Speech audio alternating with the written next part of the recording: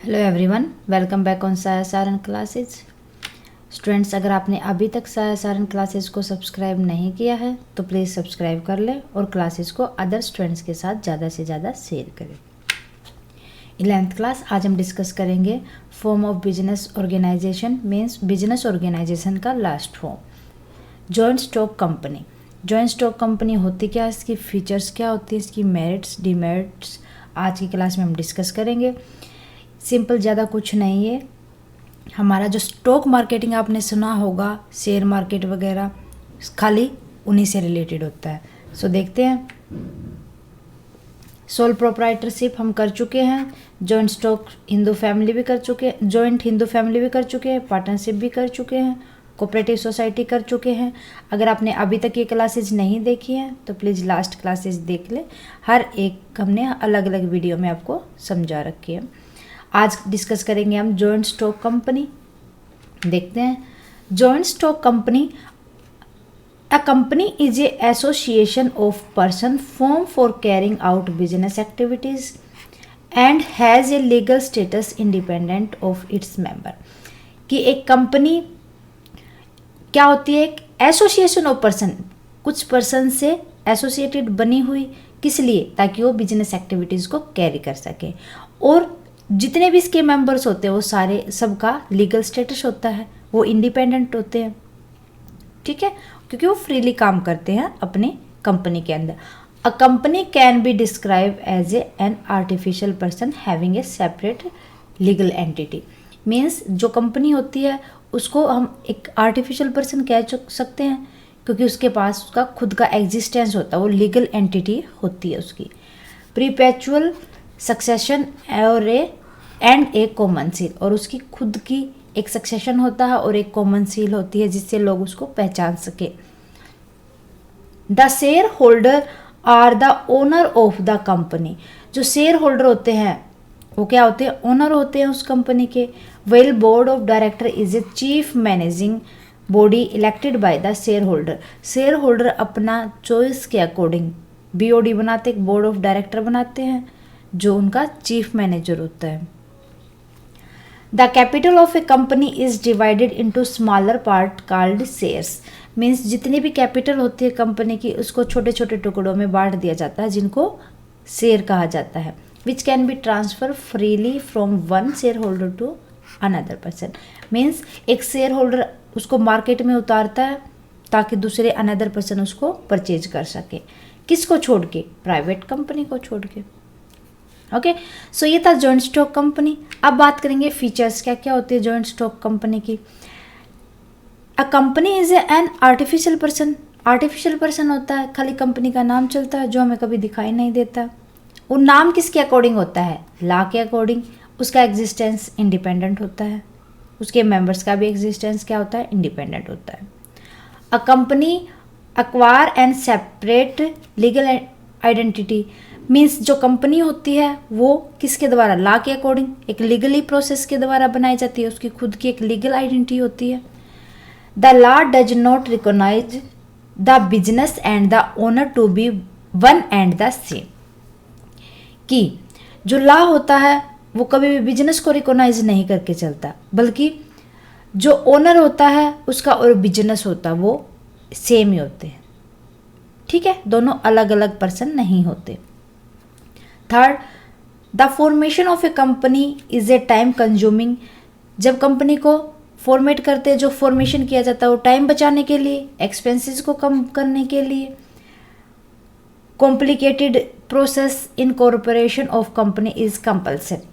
कि जो फॉर्मेट करते हैं जब कंपनी को, तो वो इस तरीके से बनाई जाती है ताकि लोगों का कम एक्सपेंस हो, टाइम बच सके, और जो कॉम्प्लिकेटेड प्रोसेस होते हैं और इनकॉर्पोरेशन होती है उनसे बचा जा सके। ये सारी चीज़ें उस कंपनी की कंपलसरी एक्टिविटीज होती हैं। Fourth, it will only cease to exist when a specific procedure for its closure called winding up। Means एक स्पेशल केस होता, only case to exit, means special case के अंदर ही एग्जिट कर सकते हैं इस कंपनी के अंदर से जब कोई भी स्पेशल, अगर इसको बंद किया जाता है किसी भी स्पेशल प्रोसीजर के द्वारा तो उसको वाइंडिंग अप कहते हैं। जब किसी भी स्टॉक मार्केट को, स्टॉक कंपनी को बंद किया जाता है तो उसको वाइंडिंग अप कहा जाता है। ओके, इज कंप्लीटली, पूरी तरीके से, मेंबर में कम एंड मेंबर में गो, कोई भी मेंबर, न्यू मेंबर आ सकता है और मेंबर जा सकता है, but the company continues to exist, लेकिन कंपनी चलती ही रहती है। ओके, फिफ्थ देखो, the management and control of affair of the company is undertaking by the board of director, कि जितना भी मैनेजमेंट देखा जाता है और जितने भी कंपनी के अंदर अफेयर्स होते हैं, जो मामले होते हैं, उसके किसके द्वारा कंट्रोल किए जाते हैं? बोर्ड ऑफ डायरेक्टर के द्वारा। Which appointed the top management for running the business, जिसको किसके द्वारा अपॉइंट किया जाता है? जितने भी टॉप लेवल पे होते हैं, CEO वगैरह होते हैं हमारे, उनके द्वारा बिजनेस को चलाने के लिए बोर्ड ऑफ डायरेक्टर को अपॉइंट किया जाता है। सो ये थी फीचर्स। अब बात करते हैं मेरिट्स। जॉइंट स्टॉक की मेरिट्स, कंपनी की मेरिट्स क्या क्या होती हैं देखते हैं। फर्स्ट देखो, the share holder are liable to the extent of the amount unpaid on the share held by them, कि जो शेयर होल्डर होते हैं वो लाइबल होते हैं, अगर कोई भी शेयर्स के ऊपर अनपेड अमाउंट बचती है तो वही उसको हेल्ड करके चलेंगे। ये मेरिट होती है, कौन? शेयर होल्डर्स एक्सटेंड कर देंगे उसको अमाउंट को, कोई भी अनपेड बची है तो। Share of a public limited company can be sold in the market as such can be easily converted into cash in case the need arises. Means share of public limited company, जितनी भी public limited company होती है वो अपने shares को market के अंदर बेच सकती है और इजीली उनको कैश के अंदर कन्वर्ट कर सकती है जब उन्हें नीड हो तो। This avoid blockage of investment, किन को अवॉइड करती है? इन्वेस्टमेंट को ब्लॉक करके रखना। Present the company as a favourable avenue for investment. Means जो शेयर मार्केट होती है, जो शेयर होल्डर्स होते हैं जो अपने शेयर्स को पब्लिक के सामने बेचते हैं, तो किन चीज़ों को प्रेजेंट करके चलेंगे कि वो इन्वेस्टमेंट, जितने भी जो इन्वेस्टर हैं उनके लिए एवेन्यू को इंक्रीज कर सके, उनके लिए फेवरेबल बना सके। थर्ड देखो, existence of a company is not affected by death, retirement, resignation, insolvency और insanity of its member as it has a separate entity from its member, की कोई भी कंपनी का बंद होना या रुकना या चलते रहना, उसका लाइफ टाइम कभी भी किसी भी पार्टनर की, किसी भी मेंबर की डेथ के कारण, रिटायरमेंट के कारण, अगर वो रिजाइन कर दे या वो इंसॉल्वेंट हो या इंसेंटिटी हो, तो इस केस में उस कंपनी के ऊपर कोई अफेक्ट नहीं पड़ता, क्योंकि जो कंपनी होती है और जो मेंबर्स होते हैं उनकी अलग से सेपरेटली एंटिटी होती है, उनका खुद का एग्जिस्टेंस होता है दोनों का अलग से। Capital can be attracted from the public as well as through loans from banks and financial institutions. Capital कहाँ से अट्रैक्ट होती है? पब्लिक जो शेयर्स को खरीदेगी वो पेमेंट करेगी, या फिर जब पब्लिक लोन वगैरह लेती है शेयर मार्केट से या किसी भी फाइनेंशियल इंस्टीट्यूट से, तभी कैपिटल बढ़ती है। Thus there is a greater scope for expansion, इसीलिए इसको क्या कहा जाता है? ये ज़्यादा स्कोप होता है सब किसी भी कंपनी को एक्सपेंस करने के लिए, बढ़ाने के लिए। फिफ्थ देखते हैं, company can afford to pay higher salary to specialist and professionals. Company क्या अफोर्ड कर सकती है कि वो हायर सैलरी दे, जो स्पेशलिस्ट होते हैं या जो प्रोफेशनल बंदे होते हैं वो दे सकती है हायर सैलरी, यस और नॉट? यस ना। It can therefore employ people who are expert in their area of specialisation. बस क्या होना चाहिए, जो एम्प्लॉय होते हैं वो उस एरिया के अंदर स्पेशलाइजेशन या एक्सपर्ट होने चाहिए। ठीक है, नेक्स्ट देखो लिमिटेशंस, क्या क्या लिमिटेशंस होती हैं अब इसकी, क्योंकि जहाँ फ़ायदे होते हैं कमियाँ वहीं होंगी।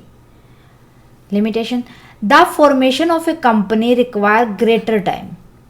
जब कंपनी को फॉर्मेट किया जाता है तो उसको किस चीज़ की नीड होती है, बहुत ज़्यादा टाइम की, बहुत ज़्यादा एफर्ट्स की, बहुत ज़्यादा एक्सटेंसिव की। Means extensive knowledge of legal requirement and the procedure involves. अब आप देखो कोई भी चीज़, क्योंकि जॉइंट स्टॉक कंपनी होती हैं वो क्या करती हैं, उन मतलब फिजिकली नहीं होती, वो आर्टिफिशियल होती हैं। सो उनको फॉर्मेट करने में बहुत ज़्यादा टाइम भी लगता है, एफर्ट्स भी लगते हैं, बहुत ज़्यादा एक्सपेंसेस करने होते हैं उनके लिए, और लीगल नॉलेज होना बहुत ही ज़रूरी होता है क्योंकि बहुत लंबी प्रोसेस से होकर गुजरना पड़ता है। सो ये टाइम टेकिंग तो होती है, ये इसकी लिमिटेशन हो जाएंगी। Separation of ownership and management lead to lack of effort as well as personal involvement on the part of the officer of a company. कि जो भी मैनेजमेंट होता है और जो भी ओनर्स होते हैं उनके अंदर जो उनकी सेपरेशन होता है, उनका अलग अलग एग्जिस्टेंस होता है, उनके एफर्ट्स के अकॉर्डिंग उनके अंदर कमी होती है कि वो कम एफर्ट करते हैं। जो ऑफिसर होते हैं उनका इन्वॉल्वमेंट कम होता है, ठीक है, वो अपने पर्सनल इन्वॉल्वमेंट को दूर रखते हैं। थर्ड देखो, information of company is provided to register of companies time to time and hence information is available to the general public. कि जो रजिस्ट्रार, जो कंपनी के रजिस्ट्रार होते हैं, टाइम टू टाइम जो इन्फॉर्मेशन देते हैं, खाली वही होती है पब्लिक के पास इन्फॉर्मेशन। पब्लिक के पास इन्फॉर्मेशन की कमी होने के कारण कई बार क्या होता है, उनको इन्वेस्टमेंट जो किया था उन्होंने उसके अंदर लॉस भी मिल सकता है। सो ये भी एक कमी आ जाती है इसकी, ठीक है, क्योंकि लैक ऑफ नॉलेज माना जाएगा इसे, है ना, लैक ऑफ नॉलेज की भी कहा जा सकता है। The functioning of a company is subject to many legal provisions and compulsions. कि जो फंक्शन होते हैं कंपनी के वो क्या होते हैं, सब्जेक्टिव होते हैं, किसके अकॉर्डिंग, जो लीगल प्रोविजन होते हैं और कंपल्सरी होते हैं, जिनको फॉर्मेट, जब कंपनी को फॉर्मेट किया जाता है तो उसमें टाइम ज़्यादा लगता है और नॉलेज की भी ज़्यादा रिक्वायर होती है। सो ये भी इसकी वीकनेस आ जाएगी। This reduce to the freedom of operation of a company and take away a lot of time, effort and money. इसी वजह से क्या होता है कि उनको जो वो एक्टिविटीज़ करते हैं कंपनी के अंदर उनकी फ्रीडम नहीं होती और उनको उस प्रोसीजर को पूरा करने के लिए बहुत ज़्यादा टाइम, एफर्ट्स और पैसे की नीड होती है। ये भी इसकी वीकनेस हो जाएगी। Communication as well as approval of various proposals to top, middle and lower level management में cause delay not only in taking decision but also in acting up on them. कि क्या होता है कि जो टॉप लेवल और lower level होता है उनसे कम्युनिकेट, या मिडिल लेवल होता है उनसे कम्युनिकेट करने में ज़्यादा थोड़ा सा टाइम लगता है, मुश्किल होती है, क्योंकि हमें जिसका फिजिकल एग्जिस्टेंस नहीं उसके अंदर कम्युनिकेशन कहाँ से कर पाएंगे, तो इनडायरेक्टली कम्युनिकेशन करना पड़ता है हमें, तो वो डिले करता है। इसी कारण क्या होता है कि खाली डिसीजन लेने में टाइम ही नहीं लगता बल्कि जो वो एक्शन करते हैं, जो एक्टिविटीज़ करते हैं उनको अप्रूव करने में भी टाइम लगता है। सो ये फिफ्थ लिमिटेशन थी। अब बात करते हैं सिक्स्थ की। Board of director are representative of the share holder who are the owners. जो बीओडी होते हैं, बोर्ड ऑफ डायरेक्टर होते हैं, वही क्या होते हैं, उनके शेयर होल्डर के वही ओनर समझे जाते हैं, ठीक है। The owner have minimal influence in term of control और रनिंग ऑफ बिजनेस। जो ओनर मीन शेयर होल्डर होते हैं वो क्या करते हैं, बीओडी को अपना काम दे देते हैं कि आप बिजनेस को अपने हिसाब से रनिंग करो। सो जो ओनर्स होते हैं उनका तो इन्फ्लुएंस कम होगा, कंट्रोल होगा ही नहीं बिजनेस के अंदर, ये भी इसकी वीकनेस होती है, ठीक है। Various demands pose problem in managing the company as it often become difficult to safety such diverse interest. Means जितने भी मैनेजर वगैरह होते हैं उसके अंदर जो उनकी प्रॉब्लम्स, डिमांड वगैरह की प्रॉब्लम्स उनके सामने आती है, उनको सेटिस्फाइड करना मुश्किल हो जाता है, क्योंकि जो उनके टॉप लेवल के होते हैं वो उन्होंने बीओडी को संभाल दिया सारा काम, वो क्या पता किस टाइम पे वो एक्शन लेगा। सो जितने भी इंटरेस्टेड पर्सन होते हैं उसके अंदर उनको सेटिस्फाई करना थोड़ा सा मुश्किल हो जाता है। ओके, सो ये थी जॉइंट स्टॉक कंपनी की लिमिटेशंस, कमियाँ। सो उम्मीद है कि आपको समझ आया होगा। आज की क्लास के लिए बस इतना ही। एक बार और रिवाइज करना, अच्छे से क्लियर होंगे पॉइंट्स। स्टूडेंट्स, अगर आपको क्लासेस पसंद आए तो लाइक ज़रूर करें, शेयर करें अदर स्टूडेंट्स के साथ, ताकि जिस तरीके से आपको नॉलेज मिले अदर स्टूडेंट्स को भी मिल सके। ओके स्टूडेंट्स, मिलते हैं नेक्स्ट क्लास में नेक्स्ट टॉपिक के साथ। स्टूडेंट्स, क्लासेस को देखने के लिए थैंक यू वेरी मच। अगर आपकी कोई क्वेरी है तो प्लीज़ उसको कमेंट बॉक्स में लिख दें, जितना जल्दी पॉसिबल होगा मैं सॉल्यूशन दूंगी आपको।